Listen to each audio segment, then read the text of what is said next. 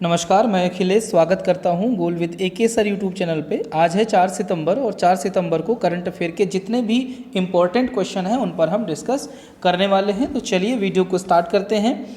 सबसे पहले बात करते हैं कल के क्वेश्चन ऑफ द डे के बारे में। कल का क्वेश्चन ऑफ द डे क्या था वो आप देख लीजिए। कल का क्वेश्चन ऑफ द डे था द्वितीय विश्व युद्ध में किस देश के लिए जासूसी करने वाली भारतीय मूल की महिला नूर इनायत खान को ब्लू प्लॉक से सम्मानित किया जाएगा। ठीक है, एक अवार्ड है, एक पुरस्कार जैसा होता है या एक सम्मान होता है, इसको ब्लू प्लॉक कहा जाता है। इससे सम्मानित किया जाएगा किसको? नूर इनायत खान को। अब यहाँ पर एक आप इमेज देख रहे हैं, यही है नूर इनायत खान। ये भारतीय मूल की महिला थी जिन्होंने दूसरे विश्व युद्ध में ब्रिटेन के लिए इन्होंने क्या की थी? जासूसी की थी। तो इसका उत्तर क्या हो जाएगा? ब्रिटेन। और ये भारतीय मूल की महिला थी नूर इनायत खान। इनको ब्लू प्लॉक से क्या किया जा रहा है? सम्मानित किया जा रहा है। चलिए अब आज के प्रश्नों को स्टार्ट करते हैं। सबसे पहला जो प्रश्न दिया हुआ है कि कवकास 2020 क्या है। प्रश्न बहुत अच्छा है। कवकास 2020 क्या है? तो इसका सही उत्तर मैं बता दूं, इसका सही उत्तर क्या हो जाएगा? बहुपक्षीय सैन्य अभ्यास। आपको पता हो कि अभी रिसेंटली 15 सितंबर से एक बहुपक्षीय सैन्य अभ्यास स्टार्ट होना है। कहाँ पर? रूस में स्टार्ट होना है।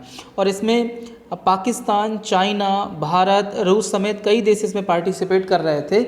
लेकिन अभी रिसेंटली भारत ने क्या किया है? इसमें पार्ट लेने से मना कर दिया है। उसने रीज़न बताया है कोविड-19 को, कि कोविड-19 जो है उसके कारण वो इसमें पार्टिसिपेट नहीं कर पाएगा। लेकिन अगर हम मुख्य रीज़न इसका देखें तो चाइना जो लगातार जो है लद्दाख वाले क्षेत्र में भारत की सीमा में घुसने का प्रयास कर रहा है, वहाँ पर मुठभेड़ हो रही है इंडियन और चाइनीज़ जो सैनिक हैं उनके बीच में। तो उसी को नज़र में रखते हुए भारत ने इस सैन्य अभ्यास में ना भाग लेने का फैसला किया है। तो याद रखिएगा, कवकास 2020 एक बहुपक्षीय सैन्य अभ्यास है जिसमें भारत भाग लेने वाला था, लेकिन अब वो इसमें पार्टिसिपेट नहीं कर रहा है। ठीक है, तो ये अगर आपसे पूछा जाएगा कब से कब तक चलेगा, तो 15 सितंबर से लेकर 26 सितंबर तक ये सैन्य अभ्यास चलेगा, जिसमें पाकिस्तान, चाइना, रसिया वगैरह ये सब पार्ट लेंगे। भारत पार्ट नहीं लेगा, ये इसकी डेट है। भारत ने जब इसमें भाग लेने की घोषणा की थी तब उसने कहा था कि वो 150 भारतीय सेना के जवान और 45 भारतीय वायुसेना के जवानों को क्या करेगा या कर्मियों को क्या करेगा? इस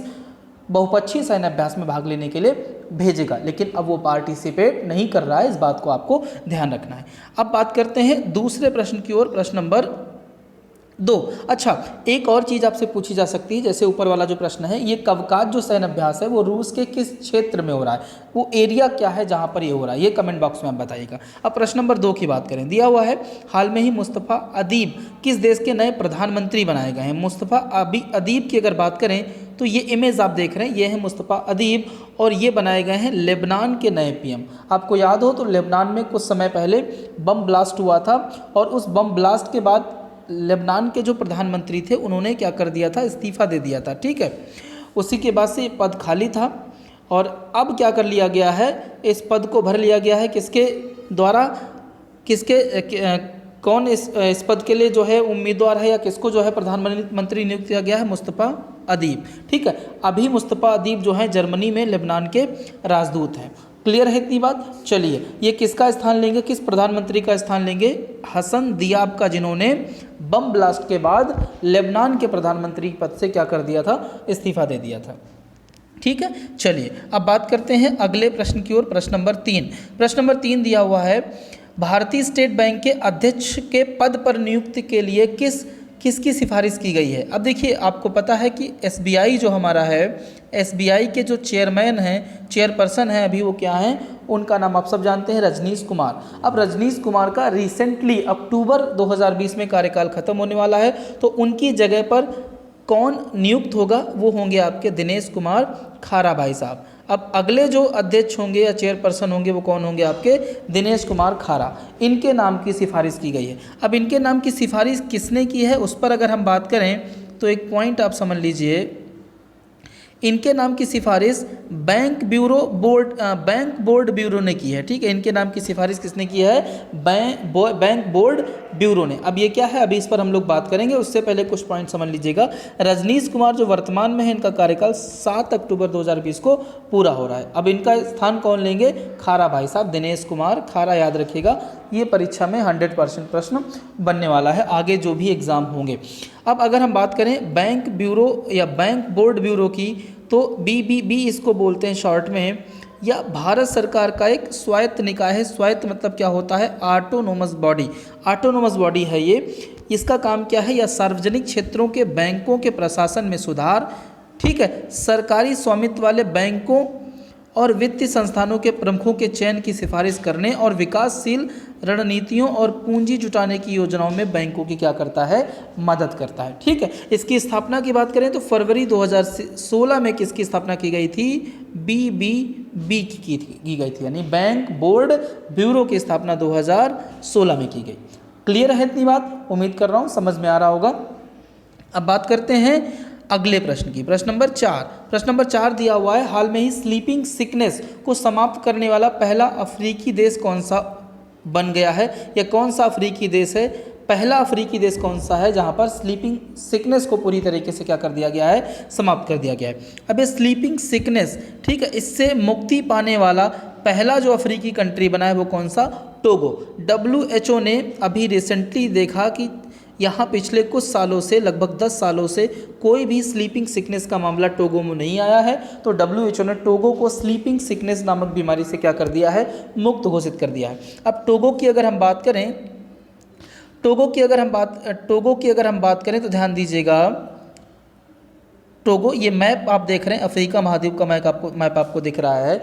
अफ्रीका महाद्वीप में पश्चिमी अफ्रीका में आप चले आइएगा, पश्चिमी अफ्रीका में एक छोटा सा कंट्री मैंने मार्क किया हुआ है, यही क्या है आपका? टोगो की राजधानी अगर हम बात करें तो टोगो की राजधानी मे बी लीम है। एक बार क्रॉस चेक कर लीजिएगा, लीम, ठीक है, टोगो की राजधानी क्या हो जाएगी? लीम। अब कुछ अगर हम बात करें स्लीपिंग सिकनेस के बारे में, देखिए स्लीपिंग सिकनेस क्या है? एक बीमारी है जो कि एक परजीवी से होती है। इसमें इसके लक्षण की अगर बात करें तो इसमें लक्षण क्या हो जाता है? फीवर आता है, फीवर के साथ साथ आपको सर दर्द होता है और इसके साथ साथ आपको नींद नहीं आती है, या नींद आने की समस्या जो है हो जाती है। शुरुआत में इसके लक्षणों को पहचान कर इसका समय पर उपचार करना चाहिए, नहीं तो आगे चलकर ये क्या हो जाती है? घातक हो जाती है। जैसा मैंने कहा, स्लीपिंग सिकनेस क्या है? एक आपकी बीमारी है जो कि किससे होती है? परजीवी से होती है। अब किस परजीवी से होती है वो आप समझ लीजिएगा, ट्रिपैनोसोमा ब्रूसी नामक जो परजीवी होता है उसके कारण ये आपकी होती है, और ये मक्खियों से मानव में संचारित होती है, इतना आपको याद रखना है। ठीक है, अब मक्खी कौन सी है जिसके द्वारा ये संचारित होती है? तो टोएट्सी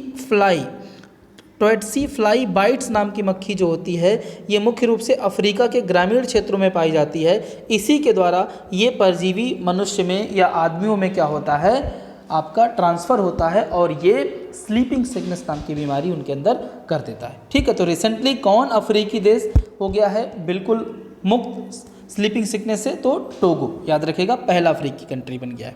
अब बात करते हैं प्रश्न नंबर 5 की। प्रश्न नंबर 5 दिया हुआ है, हाल में ही कौन 2020 इंटरनेशनल बुकर पुरस्कार जीतने वाले सबसे कम उम्र के लेखक बन गए हैं? ठीक है, सबसे कम उम्र के लेखक बन गए हैं, तो भाई साहब इनका नाम क्या हो जाएगा? मैरिके लुकास रिजनेवेल्ड। ठीक है, मैरिके लुकास, इनका नाम क्या है? मैरिके लुकास। ये भाई साहब 29 ईयर के हैं, और 29 ईयर में ही इन्होंने क्या कर लिया है? इंटरनेशनल बुकर पुरस्कार जीत लिया है। अब थोड़ी सी बात करें किस बुक के लिए इनको मिला है ये पुरस्कार, तो इनकी बुक है, इसका नाम है डिस्कम्फर्ट ऑफ इवनिंग। क्या नाम है? Discomfort of evening. यहाँ पर इमेज देख रहे हैं, यही इनकी बुक है, और इसके लिए इनको ये पुरस्कार मिला है। अब ये हैं कहाँ के? डच हैं। डच मतलब ये डेनमार्क के हैं, याद रखिएगा, ये डेनमार्क के हैं, और इनको ये पुरस्कार मिल गया है 29 वर्ष की अवस्था में। क्लियर इतनी बात? चलिए अब आगे बढ़ जाते हैं अगले प्रश्न की ओर। प्रश्न नंबर दिया हुआ है 6। प्रश्न नंबर 6 दिया हुआ है, भारत का पहला अंतर्राष्ट्रीय महिला व्यापार केंद्र किस राज्य में स्थापित किया जाएगा? ठीक है, तो ये भी प्रश्न आपके लिए बहुत इंपॉर्टेंट होने वाला है दोस्त। तो इसका उत्तर क्या हो जाएगा? केरला। मैप में देख रहे हैं ये केरला। यहाँ पर क्या किया जा रहा है कि भारत का पहला अंतर्राष्ट्रीय महिला व्यापार केंद्र जो है स्थापित किया जाएगा। अब क्यों स्थापित किया जाएगा इसके बारे में थोड़े से अगर 1-2 पॉइंट हम देख लें तो हमारे लिए और जो है ये आसान हो जाएगा इसको याद करना, या ये हमको कंठस्थ हो जाएगा। ठीक है, तो सबसे पहले तो ये समझ लो कि यह संयुक्त राष्ट्र सतत विकास लक्ष्यों के अनुरूप अंग माली, कहाँ पर? अंग माली। अंग जो आपका होता है अंग लगाने वाला अंग, ठीक है, और माली जो बागों में पौधों में पानी वगैरह देता है और उनको साफ साफ करता है, वो वाला माली। तो अंग माली केरल में स्थापित किया जाएगा, केरल में पड़ता है ये। साथ ही साथ इस पहल का उद्देश्य महिलाओं के उद्यमशीलता में तेजी लाना और लिंग समानता को सुरक्षित करना है, ठीक है। चलिए अब बढ़ जाते हैं अगले प्रश्न की ओर। प्रश्न नंबर 7 दिया हुआ है कि हाल में ही किस राज्य में इरादा अभियान लॉन्च किया गया है, ठीक है। इरादा अभियान की अगर हम बात करें तो ये लॉन्च किया गया है कहाँ पर? जम्मू कश्मीर में, जम्मू और कश्मीर में, ठीक है, जम्मू और कश्मीर में ये अभियान लॉन्च किया गया है। उद्देश्य क्या है? 1-2 पॉइंट ये देख लेते हैं इसके बारे में। इसका उद्देश्य क्या है? इस अभियान का उद्देश्य विभिन्न सामाजिक कल्याण योजनाओं के कवरेज से छूट गए पात्र लाभार्थियों को कवर करना, यानी जो भी सामाजिक कल्याण योजनाएं चल रही हैं अगर उनसे कोई वंचित है तो उनको क्या करना, उसमें शामिल कर लेना, ठीक है। विशेषकर वृद्धावस्था पेंशन, विधवा और विकलांग योजना के छूटे हुए लोग, ताकि उन तक विभिन्न योजनाओं के तहत वित्तीय सहायता लाभ पहुंचाया जा सके, ये इसका उद्देश्य होगा। तो याद रखिएगा इरादा अभियान कहाँ शुरू हुआ है? जम्मू और कश्मीर में। अब प्रश्न नंबर 8 की बात करते हैं। प्रश्न नंबर 8 दिया हुआ है, हाल में ही स्काई ड्राइव ने एक कार की अपनी पहली मानव युक्त परीक्षण उड़ान पूरी की है। स्काई ड्राइव क्या है? तो ये जापानी कंपनी है, इसने रिसेंटली क्या किया है? उड़ने वाली कार का परीक्षण किया है। 1 सीटर ये कार है, याद रखिएगा। इमेज आप देख रहे हैं यही है। अब आगे बढ़ जाते हैं अगले प्रश्न की ओर। प्रश्न नंबर 9। प्रश्न नंबर 9 दिया हुआ है, निम्नलिखित में से किस देश ने नए संविधान का मसौदा तैयार करने के लिए एक पैनल नियुक्त किया है? देखिए ये इंपॉर्टेंट प्रश्न हो जाएगा। तो ये आपका श्रीलंका ने क्या किया है? नए संविधान का मसौदा तैयार करने के लिए एक पैनल नियुक्त किया है। अब ये क्यों ऐसा किया गया है, थोड़ा सा इसके लिए पीछे जाना पड़ेगा। 2015 में एक संविधान संशोधन हुआ था, कहाँ पर? श्रीलंका में। 2015 में एक संविधान संशोधन हुआ था और ये संविधान संशोधन था 19वां संविधान संशोधन, ठीक है, 19वां संविधान संशोधन हुआ था। 19वें संविधान संशोधन में क्या किया गया था कि राष्ट्रपति की कुछ शक्तियों को कम कर दिया गया था तथा संसद के लिए कार्यकाल 6 वर्ष से घटाकर 5 वर्ष कर दिया गया था। ये श्रीलंका की बात कर रहे हैं हम लोग, ठीक है। अब इन्हीं चीज़ों को क्या कर दिया जाएगा? खत्म कर दिया जाएगा 20वें संविधान संशोधन द्वारा। तो 20वें संविधान संशोधन में जो भी बातें रखी जाएंगी, जो भी संशोधन किए जाएंगे, उनके लिए एक पैनल का गठन कर दिया गया है। ये आपको याद रखना है दोस्त। क्लियर है इतनी बात? ठीक है। चलिए अब बात करते हैं प्रश्न नंबर 10 की। प्रश्न नंबर 10 दिया हुआ है कि सुप्रीम कोर्ट ने टेलीकॉम कंपनियों को अपना AGR बकाया चुकाने के लिए कितने साल का समय दिया गया है? आप सब लोग जानते हैं एयरटेल, वोडाफोन और आइडिया ये बहुत परेशान थे, इनका AGR बहुत ज़्यादा हो गया था और वो उसको चुका नहीं पा रहे थे और इस कारण ये भारत से जाने की बात कर रहे थे। खासकर वोडाफोन भारत से जाने की बात कर रहा था, लेकिन अब सुप्रीम कोर्ट ने उनको क्या किया, थोड़ा सा समय दे दिया। कितना समय दिया है? 10 साल का समय दिया है। ये काफ़ी राहत वाली बात है इनके लिए, ठीक है। चलिए अब आगे बात करते हैं आज के क्वेश्चन ऑफ द डे के बारे में। आज का क्वेश्चन ऑफ द डे है कि सुप्रीम कोर्ट ने किस मंदिर की शिवलिंग में पंचामृत चढ़ाने पर रोक लगा दी गई? इसका उत्तर आप कमेंट बॉक्स में करके बताइएगा कि कौन सा मंदिर है जहां पर सुप्रीम कोर्ट ने कहा है कि पंचामृत जो है वो पंचामृत जो है उसको चढ़ाया नहीं जा सकता है। क्लियर है इतनी बात? अच्छा, आज के वीडियो को यहीं तक रखते हैं और अगर ये वीडियो आपको पसंद आता है तो इसको लाइक और शेयर करना बिल्कुल मत भूलें। चैनल पर नए हैं तो चैनल को सब्सक्राइब जरूर कर लें और साथ ही साथ बेल आइकॉन जो घंटा है होता है उसको भी आप दबा दें, जिससे हमारे जो भी नोटिफिकेशन है वो आपको टाइम टू टाइम मिलते रहें। और करंट अफेयर के डेली वीडियो के लिए, रेगुलर वीडियो के लिए आप इस चैनल पर बने रह सकते हैं, इसको ज्वाइन कर सकते हैं। Thank you very much.